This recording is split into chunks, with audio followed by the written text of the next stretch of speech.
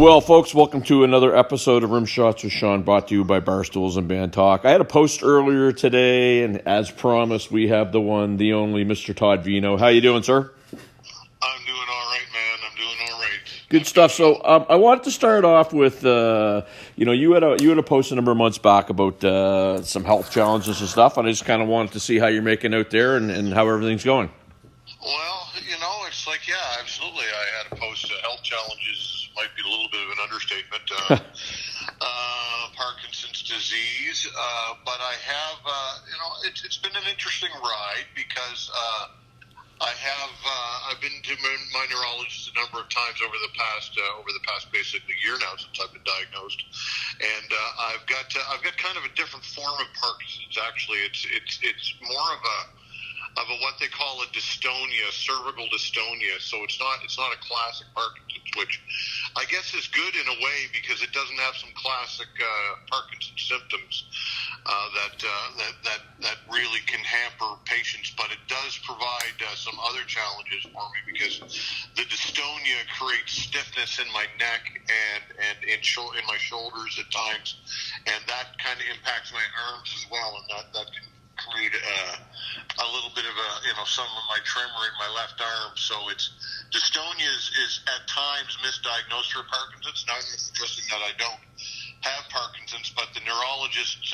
feels as though it's a dominant kind of dystonia going on with me, and whether or not that's triggered by Parkinson's or if that's separate from Parkinson's, they can't tell because it's the brain that there's no blood test or anything for like this. So it's kind of good news, bad news. I guess the good side of it is like I've avoided some of the other symptoms that Parkinson's patients deal with a lot of rigidity, a lot of challenges sometimes with gait and balance and other things that and non physical issues as well, and it's kind of focused for me. But I guess the downside is it's created challenges for me with pain in my shoulders and again stiffness in my neck and in my arm from time to time, which depends on what I'm doing, how much rest I get. It depends on the day. Some days are much better than others.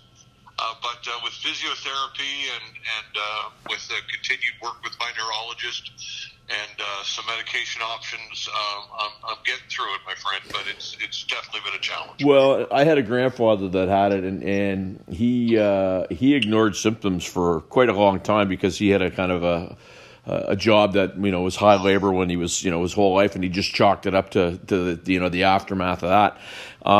What would you say to anybody that appears to have the symptoms and holding off versus finding out what's taking place? Yeah, it's a scary thing, man, and that's the not knowing, and now it's especially challenging because neurology, as we all know, because you're a news junkie, but the healthcare system is just overwhelmed and inundated, and it's so difficult to get diagnosed for anything. So that's the scary time because people go online and they get a tremor, or they start getting some of these symptoms, and they don't know what's going on with themselves. And being online is a rabbit hole, man. I don't even look anymore at that. I'm over. I'm done.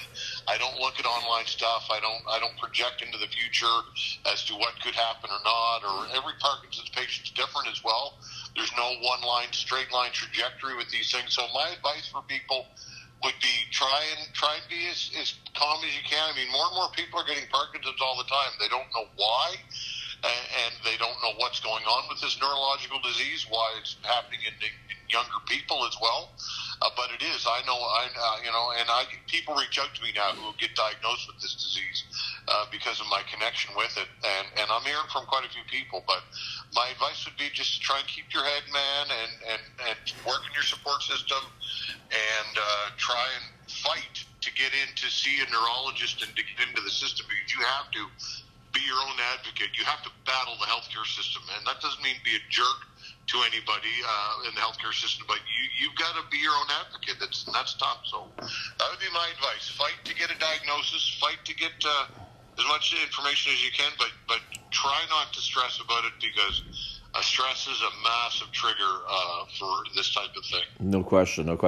And and you mentioned news junkie, and we're going to have some fun because obviously I know you're a musician and you're a huge music fan, and I'm a musician and I'm a huge news fan, and so you and I are going to have a little bit of fun here. But there's no shortage of stuff for you to cover on your show right now. It just seems like every day something happens that's, I don't want to call it stupid, but it's just like, the headlines are blazing right now. If it's not the interest rate going up, it's the rental issue in Halifax. And do you find sometimes you get overwhelmed with the amount of things that you can have on your show?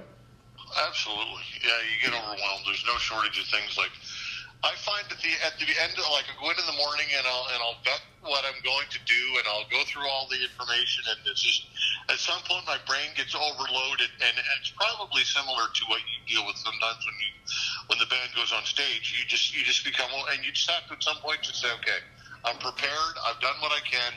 At this point, I'm just going to let things happen, and you let it. You just start the interviews, you start the chats, and the information flows, and it all starts to kind of make sense. But yeah, it's unbelievable. I mean, here in the city, we've got massive transit problems. We've got a huge budget challenge. We've got people are taxed to death. Fuel prices, health care. You could go on and on with what's happening federally at the federal scene. It's looking like now with China and its involvement in potentially elections. You've got the Ukraine. It never ever stops, and it's like nothing I've ever seen before. And and of course people's finances. Mm-hmm. People are so stressed about their finances right now. Employment challenges. People, although there are lots of jobs out there, still aren't a lot of great paying jobs out there, my friend. Like, yep. There's a lot of jobs out there, but there ain't a lot of ways to go out there to make $70,000, $80,000 a year. And that's kind of what you need now to survive in this city. You can't go out and make $50,000, $55,000 anymore and get a mortgage and buy a house. You can't make that kind of money and own a car. You have to make a family combined income of almost 100 plus to have any lifestyle at all, and I just don't know. I don't know where it goes with this inflation, with food prices, and it's just really tough times, man. And it can make the job. I don't want to say depressing because I love doing it, but I just feel like from day after day, sometimes I wonder, why do people listen to this? Because it's got to be depressing, Well, and I tuned into your show a couple times, and and when you get the counselors on the hot seat, sometimes I want to stop my car and scream at the clouds, because it's like, I know a few of them, and they're good people, but it just seems that sometimes there's a disconnect with what they're doing and the rest of the public, and it's very frustrating. I don't know how you feel about that. I mean, my own counselor won't even return calls or emails with me anymore. So, Tony Mancini. Great guy. I like Tony. Don't get me wrong. But, there was something that happened when everything was shut down, and I sent an email to a bunch of counselors, and he sent me a finger-wagging email, and it was basically, well, Tony, I did the same thing when I ran a minor hockey association that you're doing as a counselor, but I didn't get paid for it. So, stick your stories in a sack. But, I mean, I don't know. Do you just find sometimes there's a bit of I don't want to say aloofness, I don't want to say, but a disconnect maybe?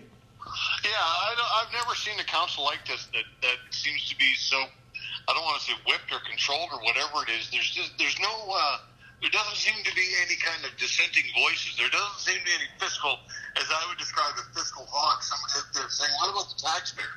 What about the taxpayer? And I've never seen so many councillors who just defer to staff reports, the CAO, and with the tax rate, and it's just the absolute disconnect when it comes to, I think, and I don't like to say bike lanes and active transportation, because the reality is there are a lot of people out there who are younger and those people who don't voice their concerns, who generally don't call in talk radio. People who like the way things are generally don't complain.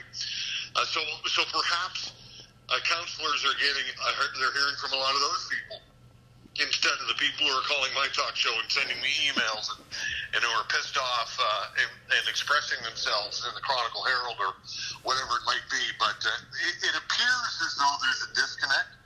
But again, I don't know what they're hearing from the other side, and people who are satisfied don't complain to again, talk radio and to platforms like mine. So I try and balance it with perhaps we don't know the whole picture of it, but I think on some level a disconnect seems to be there. Yeah, that's first. And I mean, the one for me, and I mean, the parking issue downtown, and I mean, like I've had people that are like, enough, Sean, already. But I mean, when I'm playing downtown and I'm getting threatened on a Sunday by a bylaw enforcement officer, I'm in a loading zone, and because I don't have a logoed vehicle, I'm getting threatened with a parking ticket, is ridiculous. And then it comes out that now they're talking about, the idea of maybe not having the after 6 in the free weekend parking. I know some people that try to do business, like concert business in this city. They say Halifax is the most unfriendly business city to deal with when they're dealing with people. I don't know if that's the feedback you're getting. I'd love to hear your thoughts on that, because that's what I'm hearing. Yeah, for sure. People are, look, you want to make your downtown core as inviting as possible for people to come down and to frequent and do business in, and obviously that's not the case. And look at Spring Garden Road, for goodness sakes. What they've done to Spring Garden Road, they've made it this pilot project they've tried to develop, and again, this ties in with deliveries and all the things you're talking about. But I don't know. I avoid the peninsula, to be honest with you, as much as I can, because I just simply don't. I don't like the way that the streets are laid out, the parking situation. And people like to stroll down there on a Saturday morning or a Sunday morning or a Saturday afternoon. But now, if I got to pay to park and I can't park on the street, that's a deterrent for me to do so. And I just can't even imagine the venues. The venues must be, and the restaurants must be upset with all of this as well. You must be hearing that, I'm sure, right? Well, no question. But one of the counselors, that I could contacted said, you know what? Seems to be a real problem. The bars and restaurants are packed, and it's like, but you're missing the point. And I had another friend that was like, for tourism, okay, you guys are choking off the downtown core of this type of thing. So, you have donairs and you get a big clock on the hill, and that's the only selling point that you have in downtown now. And it's kind of like, okay, it's not quite that bad, but. So, what you say about avoiding the peninsula? I mean, you live in Halifax, originally from St. John, but and you're out in the burbs. But I mean, so your money is staying on the outlying areas, right? And you're not the only person. I mean, I know where you live. I won't divulge where you live, but I mean, you. So you have, and I spent a lot of time at the new JLSLE High School last year, and you have everything from the 500 block to these multi-million-dollar homes out there, and a lot of people, no matter what their circumstances are staying and keeping their money out there. I mean, it's building up, right? Yeah, no, I mean, we get Bears Lake. We have all the amenities that you need out here. There's all kinds of things going on in Spryfield. Spryfield's becoming a pretty vibrant community for sure. And listen, I had somebody call the talk show the other day. He said, I grew up on the peninsula, love Halifax. I grew up there. But now that I'm a parent, I will not live on the peninsula. I will not raise my kids on the peninsula. It's not what it used to be. It's not a place where I want to raise a family. And we're hearing more and more of that. And that's not good. That's not good. I mean, besides down Point Pleasant Park and the University District, and it cost $3-4 million or whatever it might be to buy some of those homes. Aside from all of that, who is going to live on the peninsula? If you've got money for a high-end condo or something like that, I just can't imagine looking at this and having a young family and having options. I mean, Spryfield to me is a way better option than the peninsula. Look, Hammond's Plains has its challenges because of traffic, and Bedford is expensive, and all of these places. But I just think that I'd much rather be. I was telling my girlfriend who lives with me, my partner, I said, I'd much rather live right where I'm at Spryfield than on the peninsula any day. No question. And like I said, I spent a lot of time out there. They have done a pretty good job of, before it used to be just Shabukta Road in and out, and it was, if you get in a traffic jam, it was a problem. But there's so much out there now, and to your point, you're minutes away from Bears Lake and all kinds of other, great amenities. So I mean, it's a shame, but I don't know what you do, right? I mean, it's just like. If you have no need to go downtown whatsoever, why would you do it? Why would you? Great. And not only that, but now, and that's another thing is you talk about big news stories, restaurants. I don't know how restaurants, and this ties in with your business because obviously you're an entertainer and your bands and all of that, but I don't know how these bars and these restaurants are surviving. And I'll just give you a quick example, and I talked about this on the show recently. Is Kelly and I went out to dine out here in Spryfield at a nice little pub bar, whatever it is, around the corner from where I live, a little walk. And we had I had burger and fries or whatever I had. And she did this pub food. And she had a couple ciders and I had 2 beer. It was over $100. Right. I mean, and I'm not saying that the restaurants are gouging. That's how much it's costing them to try and make money. So I don't know how that whole industry is going to survive this either. Quite honestly, because we made a decision. We said, look, we like to do this once a week. But we're going to do it once a month now because it's $100 that I'm not going to spend every week just to go out and have a meal. No, it's a great point, and we talked about it a lot when everything was shut down. It was the industry that it's interesting that it was the thing that kept everybody going. But myself and a few people predicted that when it opened back up, the lack of understanding and the lack of see the premier go and have a clubhouse sandwich on the patio of a bar right on. How often do you see him? Like photo op 101, right? But and they've lost still a lot of those municipal workers, provincial workers. A lot of them are still not back to work. Absolutely. And I mean, and here it is. I mean, and I hate to say it, but I mean, we're a government town, right? So it's like, and this is not to beat up on anybody, but people don't understand the small business plight here as much as they would in other places. Because I mean, I might have been on your show. 58% of the people in Halifax are employed by the government. Exactly. So it's tough. Exactly. We're going to take a break, and we're going to get off this topic. We're going to have some fun with music. Is that cool? Sounds great, bud. After this.